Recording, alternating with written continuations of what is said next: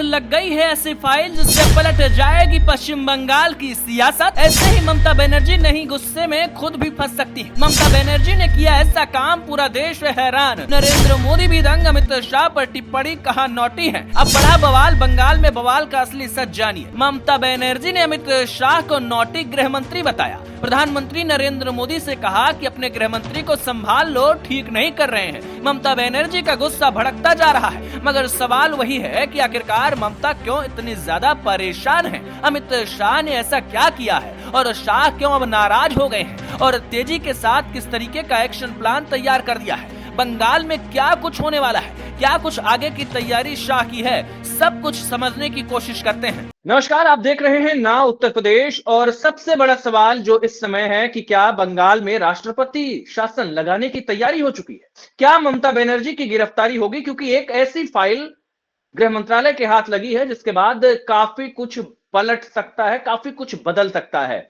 ममता बनर्जी के राज्य में बवाल क्यों है? ईडी का एक्शन जब हुआ तो उसके बाद क्यों विरोध लगातार उसका बढ़ता जा रहा है? ममता बनर्जी प्रोटेस्ट कर रही हैं।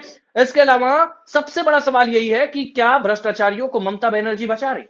क्योंकि जिस केस में ईडी ने छापेमारी की उसकी तह को आपको भी समझना चाहिए, ताकि आप ये जान सके कि क्या ममता बनर्जी सही है या फिर अमित शाह सही है।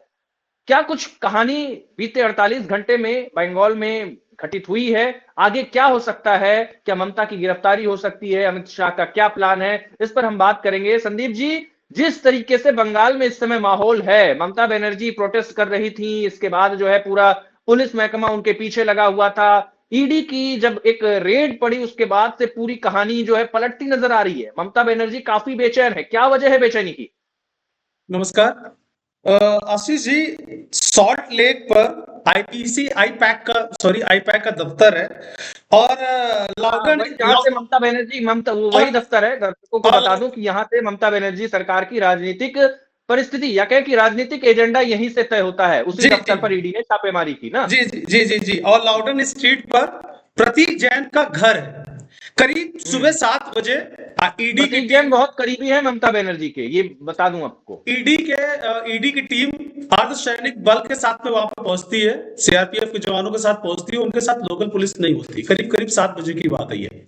और जब वहां पर ईडी का छापा पड़ता है और जैसे ये जानकारी ममता बनर्जी को पहुंचती है, ममता बनर्जी पुलिस वालों के साथ, लाव लश्कर के साथ और अपने कार्यकर्ताओं के साथ सीधे आईपैक के दफ्तर में पहुंच जाती है। और पीछे से वहां पर एक दरवाजा है, उस दरवाजे से वो एंटर करती है और सीधे बेसमेंट में जाती है। बेसमेंट में जाती है और आरोप है ईडी का कि उस समय ईडी की कार्रवाई चल रही थी छापेमारी की। उनसे करीब कई दस्तावेज डॉक्यूमेंटेशन वाला ना, कई सारा कि वहां से कुछ हार्ड ड्राइव उठाए गए और कुछ डॉक्यूमेंट जो सबूत के तौर पर काम आ सकते थे उनको हटा लिया गया। और यही वजह संदीप जी कि लोग कह रहे हैं कि ममता बनर्जी भ्रष्टाचारियों को बचा रही हैं। कई दस्तावेज ईडी ने आरोप लगाए हैं कि ममता बनर्जी ने छीन लिए, पुलिस वालों ने छीन लिए। और जब ये सब हुआ उसके बाद फिर ममता बनर्जी बाहर जाती है और अमित शाह को निशाने पे लेती है, ईडी को निशाने पे लेती है, कहती है कि अमित शाह लुटेरे हैं, अमित शाह ने असंवैधानिक तरीके से ये कार्रवाई की है। और उनके पॉलिटिकल कैंपेन वो कहीं ना कहीं रोड़ा बनने की कोशिश कर रहे हैं। हालांकि ईडी का कहना है कि जो छापेमारी है ये कोल स्कैम को लेकर है। अभी कोल स्कैम को लेकर ही है और इसमें कई लोगों के गंभीर नाम, कई लोगों के नाम और गंभीर आरोप के साथ है कि करोड़ों रुपए इधर उधर किए गए। और इसीलिए जो एक आईपैक एक जरिया था, कह रहे हैं कि जो जांच अधिकारी करे कि आईपैक एक जरिया था जहां के जरिए मनी लॉन्ड्रिंग होती थी, ऐसे आरोप थे। अब अगर सवाल यही है कि भाई अगर कोई भी एजेंसी मनी लॉन्ड्रिंग केस में जांच के लिए जा रही है, छापेमारी कर रही है, तो क्या उसका हाथ पकड़ लिया जाएगा? ये संविधान है। ये आईपैक वही कंपनी है जिसके संस्थापक कवि पीके हुआ करते थे, उन्होंने रिजाइन दिया। उसके बाद प्रतीक जैन जो सह संस्थापक हैं, उनको इसका होलसोल बना दिया गया। उसके बाद ममता बनर्जी की पार्टी ने उनको अपने आईटी सेल और मीडिया सेल का प्रभारी बना दिया, अपनी पार्टी का। उन्हीं के घर पे छापेमारी हुई है। ये लिंक बोला जा रहा है कि ममता बनर्जी कह रही है जैसे वो एक बात नहीं करे, ममता बनर्जी नहीं यार ये तो बीजेपी वाले जानबूझकर छापेमारी कर रहे हैं और इसमें अमित शाह को उन्होंने नोटी गृह मंत्री बताया है।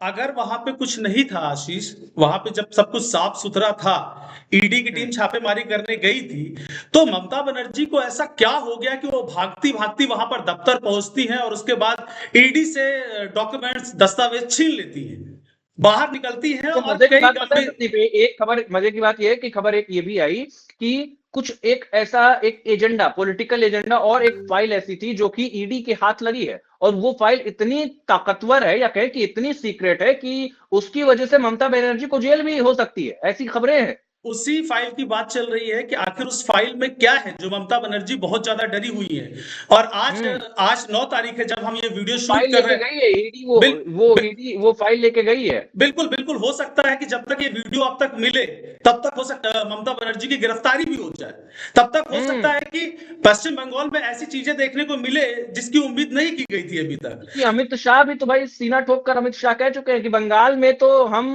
अपने हिसाब से चीजें रख लेंगे, अगर कोई सोच रहा है कि घुसपैठिया बन के बंगाल में रह लेगा, वो कहीं अलग है, तो ये नहीं होने देंगे। बाकायदा संसद में अमित शाह ने कहा था। अब ममता बनर्जी वही कह रही कि मोदी जी अपने गृह मंत्री को रोक लो, ये लगातार परेशान कर रहे हैं। अब यहां तक कहने की नौबत आ गई है कि नॉटी गृह मंत्री, नॉटी गृह मंत्री। बिल्कुल बिल्कुल, नौटी गृह मंत्री, लुटेरे गृह मंत्री, बहुत सारे आरोप लगा रही है। और देखिए संदीप जी, सबसे बड़ी बात यह है कि 2026 में वहां चुनाव होने वाले हैं और ममता बनर्जी कह रही कि ये सारा खेल चुनाव के लिए है। बिल्कुल बिल्कुल बिल्कुल, देखो चुनाव से पहले छापेमारी हुई है, तो चुनाव से जोड़ के लोग देख रहे हैं। खुद ममता बनर्जी कह रही हैं कि बीजेपी को लग रहा है कि उनको इससे फायदा होने वाला है, लेकिन फायदा नहीं होगा। पिछली बार कुछ सीटें उनकी आ गई थी, इस बार वो भी सीट नहीं आएगी, जीरो पे चले जाएंगे। ये बहुत बड़ा, बहुत गलत स्टेप है गृह मंत्री अमित शाह का।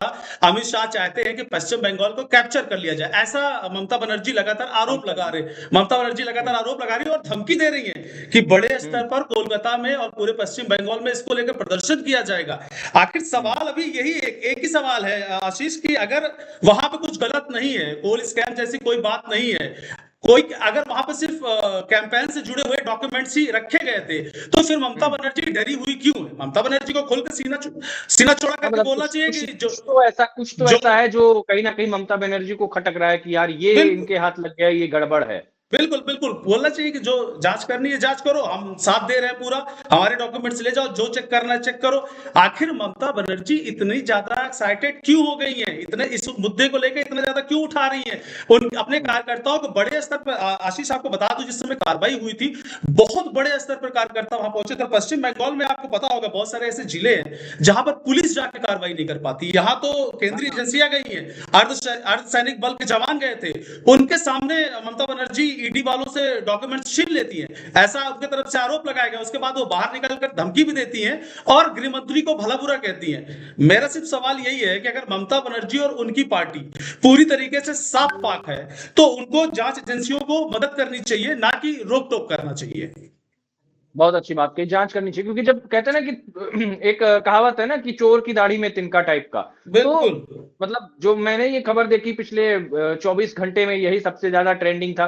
तो सवाल ये भी था कि क्या ममता बनर्जी जेल जा सकती हैं, तो लोग कह रहे हैं कि जो फाइल ईडी के हाथ लगी है उसमें कुछ सबूत है। हालांकि ईडी की तरफ से अपने दर्शकों को बता दें कि कोई ऐसा जवाब नहीं आया कि भाई ममता की गिरफ्तारी होने वाली है या हमारे पास पुख्ता सबूत है, ये बात मैं क्लियर कर दूं।